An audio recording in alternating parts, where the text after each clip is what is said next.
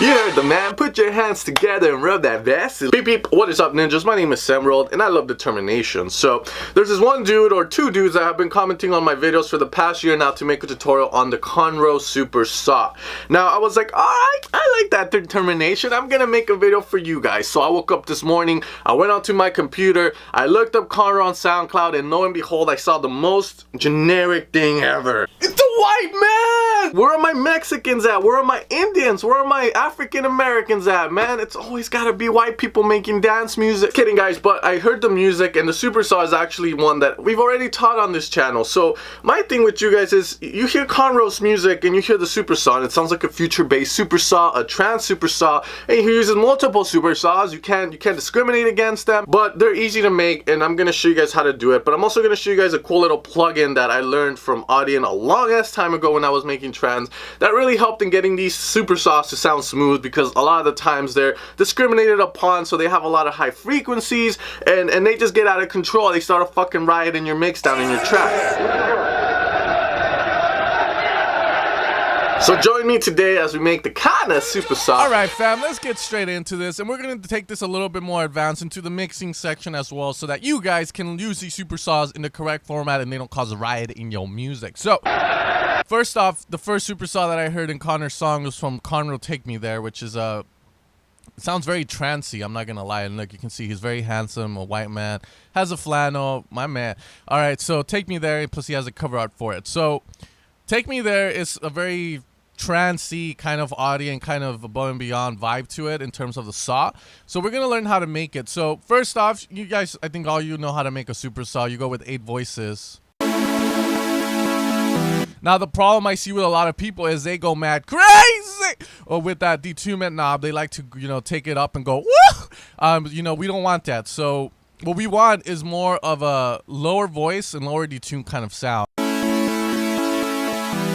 Now, the first thing is, you can be like, why don't you just use one voice set? Because you want to be a smart ass. But the real reason for that is because when you hear the song and you hear where the Supersaw is positioned in the song, it's positioned on the sides, on the stereo signal. So it's positioned on the wide area. So whenever you want wideness, you always go with even numbers with your voices. Now, the next thing is the detunement knob here. Some people, again, they go, woo! You know, and that just doesn't sound good. So we need to go very slow.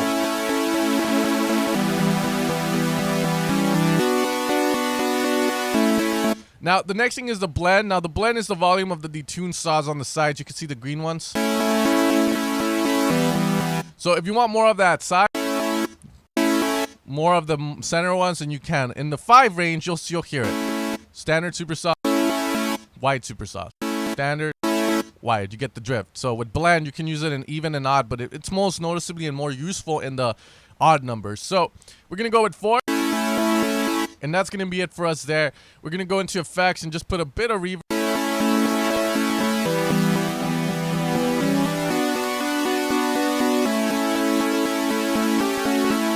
And there we go, we're going to be done. Now, there's a plugin I want to show you guys called Satin, or Satan Tape Machine. Your boy can't afford a real one, but someone back in the day had the brilliant idea of recording stuff on tapes, I guess. Or maybe that's just the way it was always done until we switched to digital. And they noticed that tape would give a nice saturation and a nice kind of feel to it. So what we do with the Satan Tape Machine, guys, is we smoothen out the Supersaw.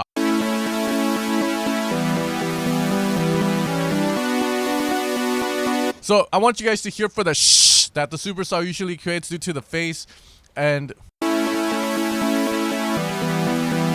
this gets rid of it, as you can see. And this is a cool little tip I learned from Audion a long ass time ago for Supersaws, you know, whenever you want them to sound nice and warm.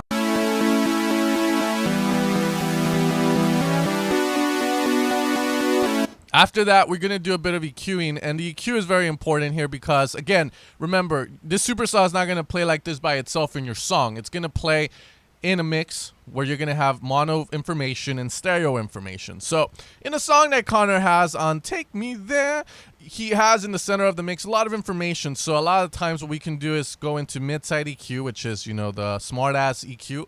What I mean by that is you have more options now. Like, you have the mono signal, which sounds like this. And then you have the stereo signal, which is on side. So with that being said, in mono, you want to get rid of stuff sometimes, and you want to move the supersaws out of the way of certain elements. So let's say you have a lead in the 500 range, you can duck a bit on that supersaw there.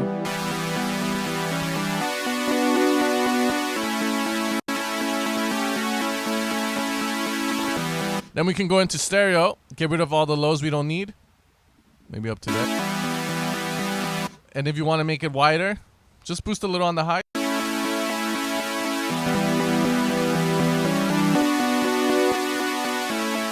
And then we can add a bit more of reverb, do a little bit of serial reverbing. That just means we have a reverb here and a reverb here.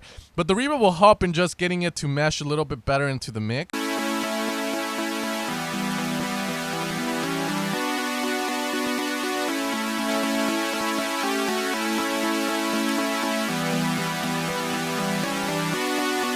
Now, if you feel like you're thinning out the supersaw too much, then just ease up on this guy here.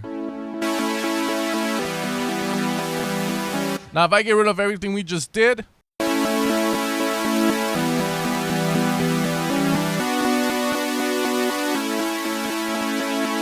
so you can see the Satan does something, and honestly, some people might not like it because it sounds too warm for them, aka the high frequencies are kind of ducked a bit. But it's really cool because, again, it gives you that vibe. Now, moving on, we're going to make another supersaw that he has, which is more of a future bass one. And again, I'm using that Satan again. Now, this one here is very simple to make, and I've made it a lot. And it's going to be a very stabby supersaw with a bit of attack to it, which gives a very nice funky flow, you know, funky white boy. So we give a bit of attack, a little bit of decay. That's literally what we're aiming for because that's one of the supersaws he has.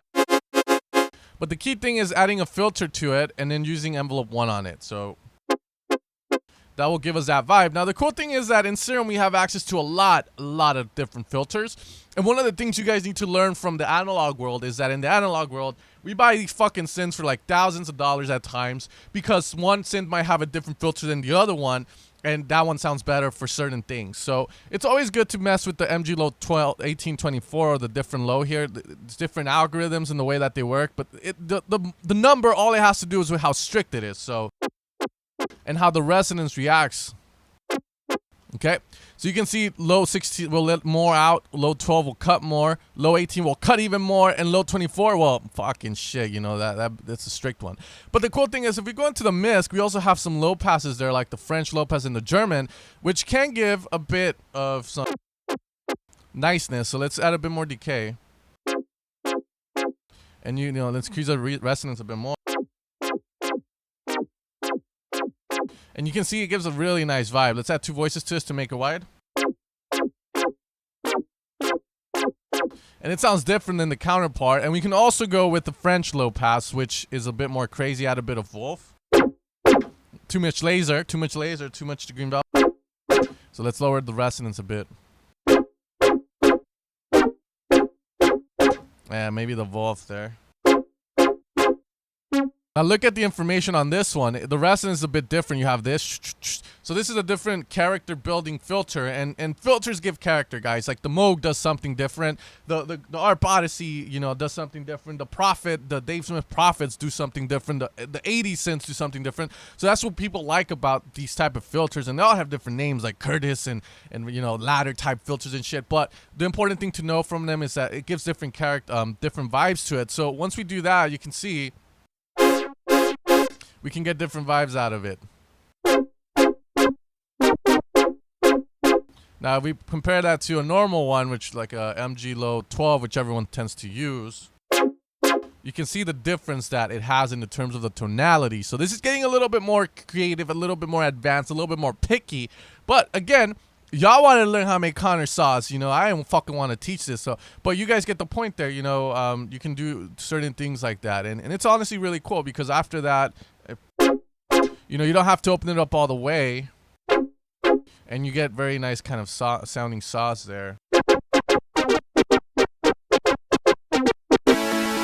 Oops, the other one. Wrong one. So play around with that and you will get a lot of his saws. And honestly, some of his saws are just very simple that play like this. It's just going to be just a filter like this with that and then lower the decay on it, a little bit of attack, homie. and that's all it is. And then you just process it. You want stereo-ness, put 2 voices, and that's how you're gonna get that. Very simple.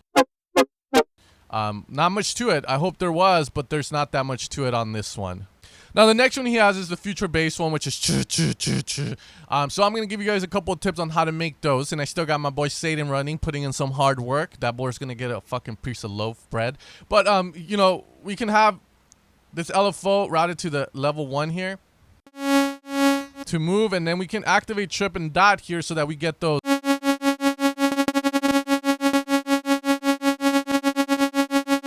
in between settings, and then from there we just start making the sound. We get a bit of white noise as well to help with that. Does not put it up all the way.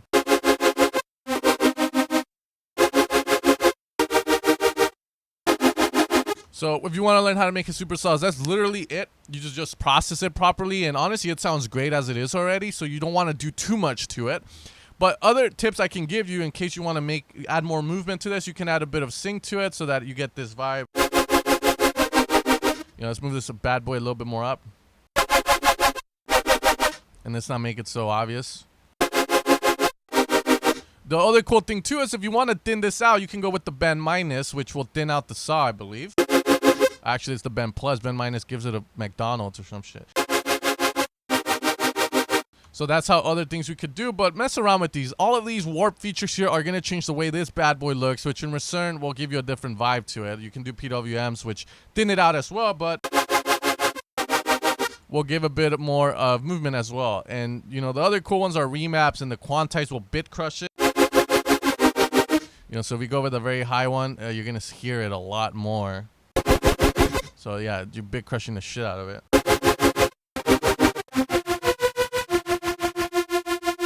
And then the last one is the remaps we can do. Remaps are a little bit crazy because you can add some randomness to it. Like, you know, if I just put a random shit here and then I add this up, you're going to see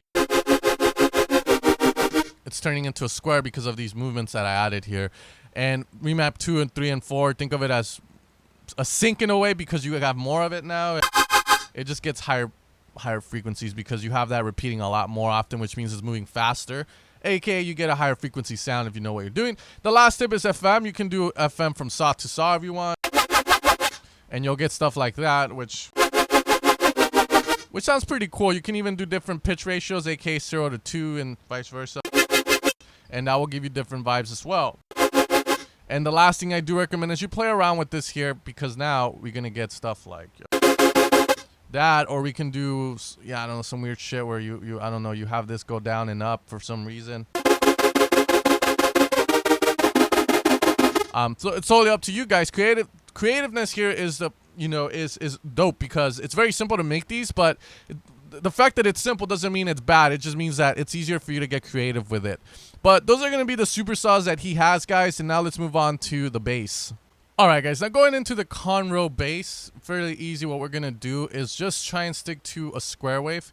Now, he has the future bass one, which I kind of don't want to make because it's just going to be a sub underneath or a decent bass underneath future bass saws, and you can barely hear it's there. So we're going to go for more of the new bass kind of stuff, new disco-ish kind of bass lines that he has. So the first one is a square wave, and a lot of people hear the square and they are intimidated by it, or they just don't like the way it sounds. Now, in order to get that nice old school vibe on it, we're going to lower the cutoff on it. We're going to put an envelope and open it up like so.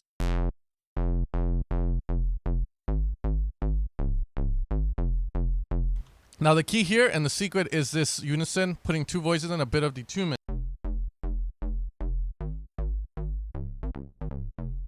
And that's going to give us those nice saws that you tend to hear, which have a lot of sort of whiteness to them. Or sorry, not saws, bass that has whiteness to it, but still has that old school flavor. Now, if you want it to be mono, just turn the R and face all the way down.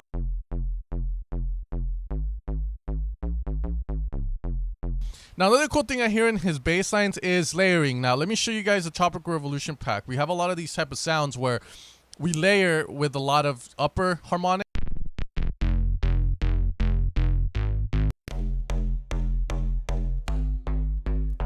So the original bass sounds something like this, but we layer it with the noise, and this one's actually from the Serum stock library. and it gives so much.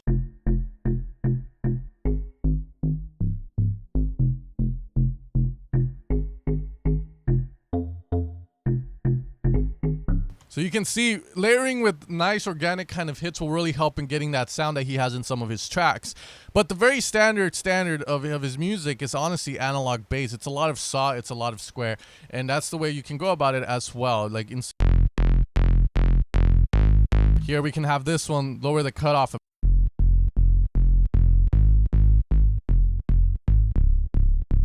You know, you can even turn this into more of a square now, and you'll still get like a pretty cool vibe.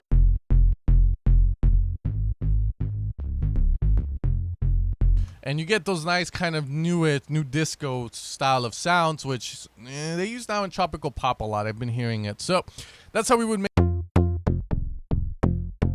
these style of bass lines. And if you ever want to add a knock, the last thing I'll show you guys is to have a decay very fast and put that on the course here. Alt-Shift-Click makes it one directional, very fast decay. And that will give you a lot of those knocks you tend to hear. And you can go reverse to have more of a delayed kind of sound.